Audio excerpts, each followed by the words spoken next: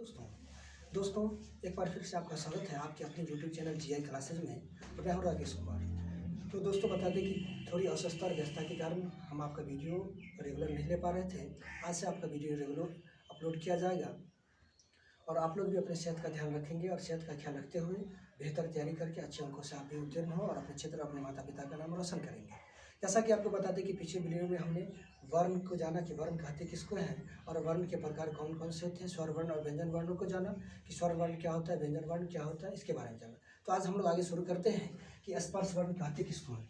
तो स्पर्श वर्ण किसको कहते हैं? तो क वर्ग, च वर्ग, ट वर्ग, त वर्ग और प वर्ग अर्थात क से लेकर म तक के वर्ण को स्पर्श वर्ण कहते हैं। इनकी संख्या 25 होती है।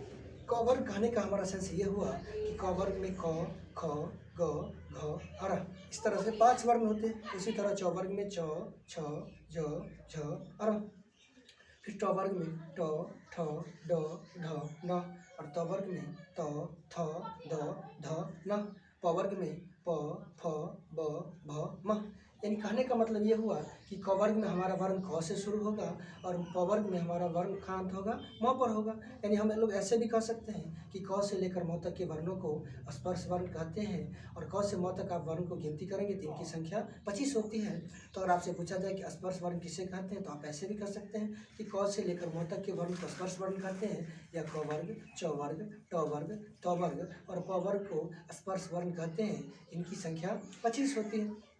अब हम लोग आगे जानेंगे कि अंतःस्थ वर्ण होता क्या है। तो य, र, ल और व को अंतःस्थ वर्ण कहते हैं। इनकी संख्या 4 होती है। ऐसे आपको संस्कृत व्याकरण की बुक में आपको य हलंत, र हलंत, ल हलंत और व हलंत लगा हुआ मिलेगा। क्योंकि आप जानते हैं कि हिंदी के वर्णों में अगर हलंत और विसर्ग लगा दिया जाता है तो वह संस्कृत बन जाता है। तो य हलंत, र हलंत, ल हलंत और व हलंत को अंतःस्थ वर्ण कहते हैं। ऐसा आपको संस्कृत व्याकरण की बुक में मिलेगा। जबकि हिंदी में की बुक में आपको मिलेगा कि य, र, ल और व को अंतःस्थ वर्ण कहते हैं। इनकी संख्या 4 होती है। फिर हम लोग आगे जानेंगे कि आखिर उस वर्ण कहते किसको हैं। तो उष्म वर्ण तालव्य श, मूर्धन्य श, दंत स और ह को उष्म वर्ण कहते हैं। इनकी भी संख्या 4 होती है। फिर संस्कृत व्याकरण की बुक में आपको मिलेगा तालव्य श हलंत, मूर्धन्य श हलंत, दंत स हलंत और ह हलंत को उष्म वर्ण कहा जाता है। इनकी भी संख्या 4 होती है। तो दोस्तों आपने सीखा कि वर्ण क्या होता है, वर्ण का प्रकार कितना होता है, स्वर वर्ण और व्यंजन वर्ण होता है। स्वर वर्णों की कुल संख्या 11 से 13 होती है। सामान्यतः सभी बुकों में अब स्वर वर्णों की कुल संख्या 13 मिलेंगे और व्यंजन वर्णों की संख्या आपको 33 मिलेगी जो क से लेकर के ह तक होता है। तो हम आपको बता दें कि व्यंजन वर्ण में स्पर्श वर्ण, अंतःस्थ वर्ण और उष्म वर्ण सम्मिलित होते हैं। स्पर्श वर्ण की संख्या 25, अंतःस्थ वर्ण की संख्या 4, 25 4 29 और उष्म वर्ण की संख्या 4 तो 29 4 33। इस प्रकार हमारा व्यंजन वर्ण, स्पर्श वर्ण, अंतःस्थ वर्ण और उष्म वर्ण का सम्मिलित रूप होता है। फिर हम लोग जानेंगे कि हर्ष स्वर किसको कहते हैं और दीर्घ स्वर किसे कहते हैं। बार बार ये प्रश्न आपके ऑब्जेक्टिव प्रश्न आते हैं कि हर्ष स्वर की संख्या कितनी होती है और दीर्घ स्वर की संख्या कितनी होती है। तो हम लोग थोड़ा डिटेल में ही जानेंगे कि आखिर हर्ष स्वर कहते किसको है। तो हर्ष स्वर किसे कहते हैं? तो वह स्वर जिसके उच्चारण में कम समय लगे या कम जोर देना पड़े उसे हम लोग हर्ष स्वर कहते हैं। इनकी संख्या 5 होती है। अ, हर्ष ई, हर्ष उ, ए, ओ। अब आगे बात आया कि दीर्घ स्वर किसे कहते हैं। तो वह स्वर जिसके उच्चारण में अधिक समय लगे या अधिक जोर देना पड़े उसे हम लोग दीर्घ स्वर कहते हैं। इनकी संख्या 8 होती है। आ, दीर्घी, दीर्घो, आई, औ, री, दीर्घ।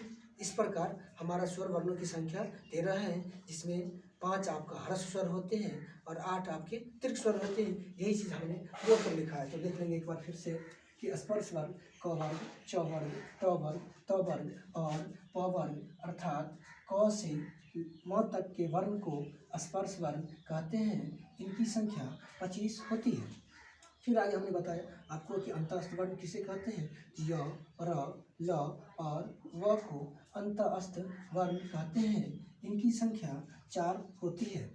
उष्म वर्ण तालव्य श, मूर्धन्य श, दंत स और ह को उष्म वर्ण कहते हैं। इनकी संख्या 4 होती है। इस प्रकार हमारा व्यंजन वर्ण में 25 स्पर्श वर्ण, 4 अंतःस्थ वर्ण और 4 उष्म वर्ण होते हैं। उसी चीज़ को हमें नोट में लिखा कि व्यंजन वर्ण में स्पर्श वर्ण, अंतःस्थ वर्ण और ऊष्म वर्ण सम्मिलित होते हैं। आपसे अगर पूछा जाए कि व्यंजन वर्ण में कौन कौन से वर्ण सम्मिलित होते हैं, पहला ऑप्शन कहेगा कि स्पर्श वर्ण, दूसरा अंतःस्थ वर्ण, तीसरा ऊष्म वर्ण, चौथा उपयुक्त में से सभी। तो आपका राइट आंसर क्या होगा? ऑप्शन डी हो जाएगा, जिसमें स्पर्श वर्ण, अंतःस्थ वर्ण और ऊष्म वर्ण तीनों हैं। फिर हम लोग आगे बात करेंगे कि आखिर हर्ष स्वर किसे कहते हैं। आपने ध्यान से सुना होगा, सीखा भी होगा कि स्वर वर्ण की कुल संख्या 11 से 13 होती है। ऐसे सामान्यतः हम लोग 13 ही गिनती करते हैं, जिसमें दो प्रकार का स्वर होता है आपका, एक हर्ष स्वर होता है, एक दीर्घ स्वर होता है। तो आखिर हर्ष स्वर की संख्या कितनी होती है, दीर्घ स्वर की संख्या कितनी होती है, हर्ष स्वर क्या होता है, दीर्घ स्वर क्या होता है। तो हम लोग जानेंगे कि हर्ष स्वर कहते किसको है। तो हर्ष स्वर वह स्वर जिसके उच्चारण में कम समय लगे उसे हम लोग हर्ष स्वर कहते हैं। जैसे अ, हर्ष ई, हर्ष उ, ए, ओ, इनकी संख्या 5 होती है। आप जैसे उच्चारण करेंगे तो अ के उच्चारण में आपको कम समय लगता है, कम जोर भी देना पड़ता है। आप उच्चारण करके आप देख सकते हैं कि अ कम समय, आ जोर भी थोड़ा देना पड़ता है और समय भी ज़्यादा लगता है। इस प्रकार जिस स्वर के उच्चारण में हमें कम समय लगे वो हर्ष स्वर होगा। जैसे अ, हर्ष ई, हर्ष उ, ए, ओ, इनकी संख्या 5 होती है। फिर आगे है कि दीर्घ स्वर किसे कहते हैं। तो वह स्वर जिसके उच्चारण में अधिक समय लगे या जिसके उच्चारण में अधिक जोर देना पड़े उसे हम लोग दीर्घ स्वर कहते हैं। जैसे आ, दीर्घ ई, दीर्घ उ, आई, औ, री, ली और री।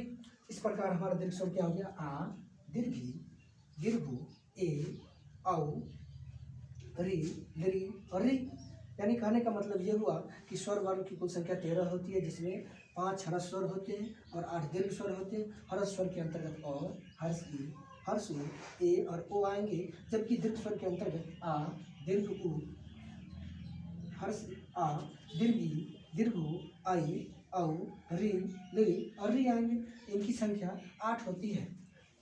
तो फिर दोस्तों आपको बता दूं कि आपका वर्ण और स्वर का ये छोटा सा टॉपिक आपका यहीं पर समाप्त होता है। फिर हम लोग अगले वीडियो में शुरू करेंगे कि संधि किसे कहते हैं, क्योंकि संधि को जानने के लिए हम लोग को वर्ण को भली भांति समझना पड़ेगा।